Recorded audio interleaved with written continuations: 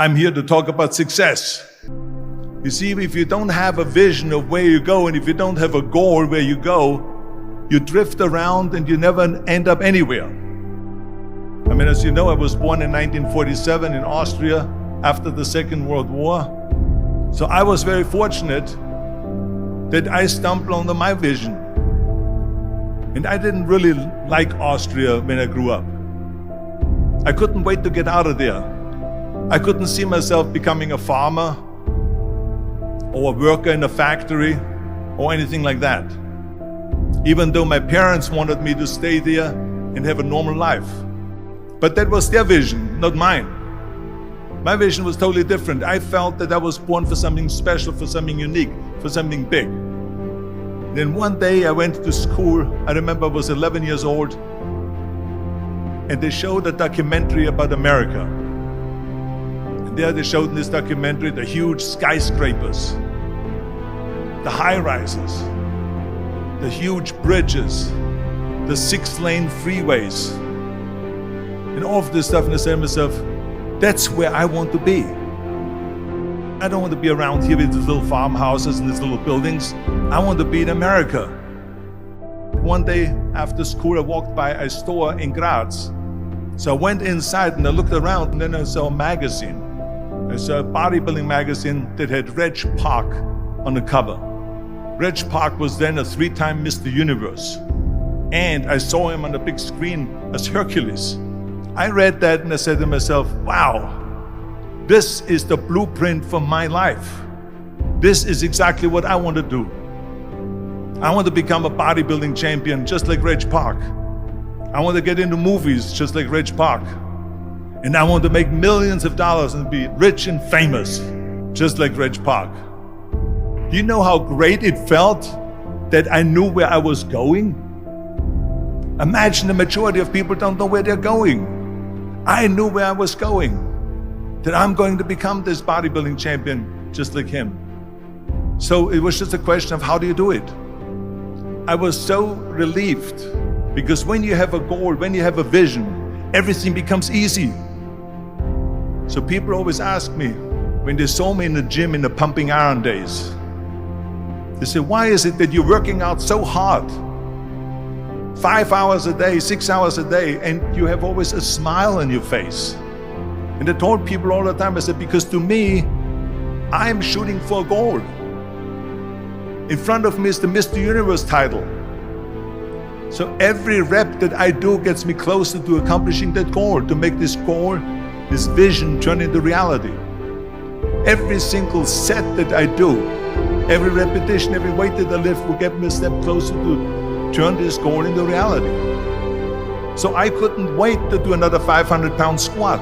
I couldn't wait to do another 500-pound bench press. I couldn't wait to do another 2,000 reps of sit-ups. I couldn't wait for the next exercise. At the age of 20, I went to London and I won the Mr. Universe contest as the youngest Mr. Universe ever. And it was because I had a goal. So let me tell you something, visualizing your goal and going after it makes it fun.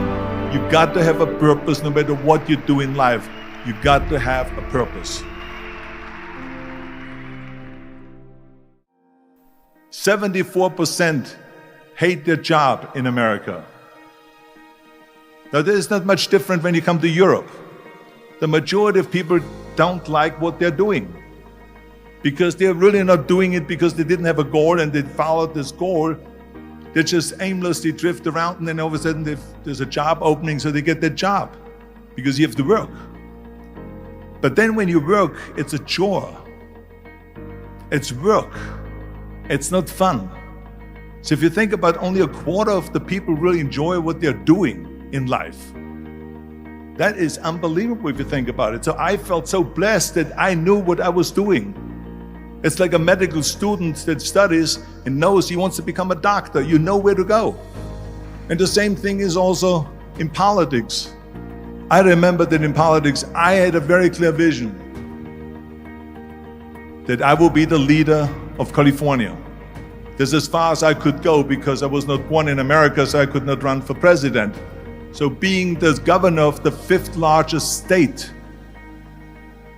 I should say the largest state, the fifth largest economy in the world, was for me really the ultimate title, the ultimate accomplishment in politics.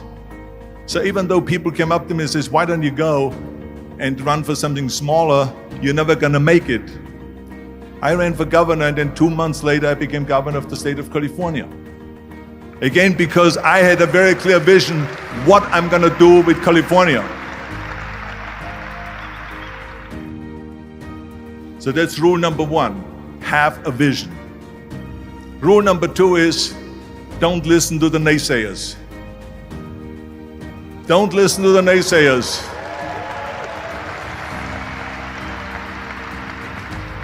Everything I ever did, the thing that I heard out of people's mouth was, that's impossible. That can't be done. Or no. That is exactly what I heard, and of course I proved to the people that it can't be done. So whenever someone said to me, it can't be done, I heard it can be done. When they said no, I heard yes. And when they said it's impossible, I heard it is possible. I'm a strong believer of what Nelson Mandela said, that everything is always impossible until someone does it. Well, I'm gonna be the one, I said to myself, I'm gonna do it and I'm gonna show it to them. Maybe it has never been done before. That's perfectly fine with me. But I'm gonna do it. And I did not listen to the naysayers. It's all about the hard work that you put in. I said to myself, in bodybuilding I worked out 5-6 hours a day. I'm gonna do the same thing now for acting. And of course I went to college to study English. I studied the accent removal, acting classes, and all of this stuff, all day long. I worked and I worked and I worked. And within a short period of time, I made one movie called Hercules in New York, which of course went right into the toilet. But it didn't discourage me. I still had the same vision. And then all of a sudden I did Streets of San Francisco. I did Stay Hungry and Pumping Iron and The Villain. And then all of a sudden I was asked by Dino De Laurentiis and by Universal Studio to star in Conan the Barbarian. And after I did Conan the Barbarian, the director at the press conference said to the press, the director was John Milius. He said to the press, if we wouldn't have had Arnold, we would have had to build one. So think about that. The very body that they said can never be sold because the time is wrong. A few years later, I'm doing Conan the Barbarian, and it was the #1 hit at the box office when it came out in the summer of '82. Think about that. And the director says, if we wouldn't have had his body, we would have had to build one. So all of a sudden, my body became an asset, not a liability. And the same thing was with Terminator. After we were finished filming Terminator, Jim Cameron said to the press, if Arnold wouldn't have had that accent and talked like a machine, I think the movie wouldn't have worked. So think about that. The body and the accent that they attacked was an asset.